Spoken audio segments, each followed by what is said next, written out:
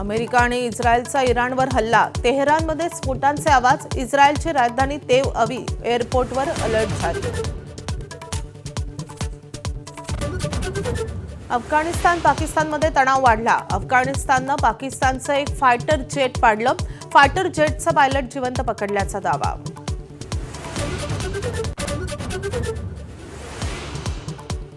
नाशिकमध्ये 255 कुटुंबांचा हिंदू धर्मात पुनर्प्रवेश, गरिबी आणि अंधश्रद्धेचा गैरफायदा घेत धर्मांतर केलं जात असल्याचा नरेंद्राचार्य महाराजांचा दावा.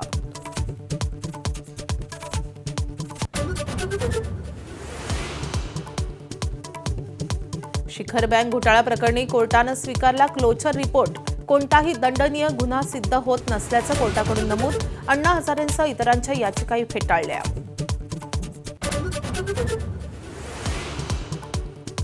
दिवंगत उपमुख्यमंत्री अजित पवारांच्या विमान अपघाताला 1 महिना पूर्ण, बारामतीतील अजित पवारांच्या स्मृतीस्थळी भक्तिमय भजन कार्यक्रम, संगीताच्या माध्यमातून दादांना श्रद्धांजली.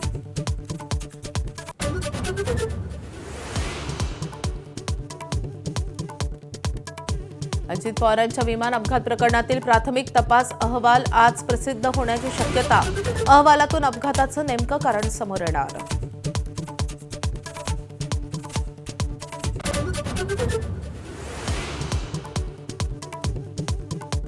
इचलकरंजीमध्ये हिंदू जनआक्रोश मोर्चा, हिंदुत्ववादी संघटनेच्या कार्यकर्त्यांवरील गुन्हे मागे घेण्याची मागणी, छत्रपती शिवरायांच्या पोस्टरवरून झालेल्या राड्या प्रकरणी झाले होते गुन्हे दाखल.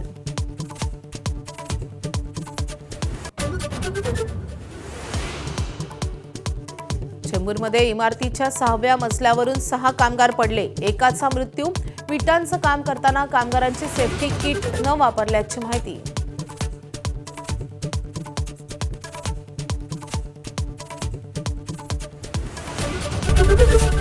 एबीपी माझा, उघडा डोळे बघा नीट.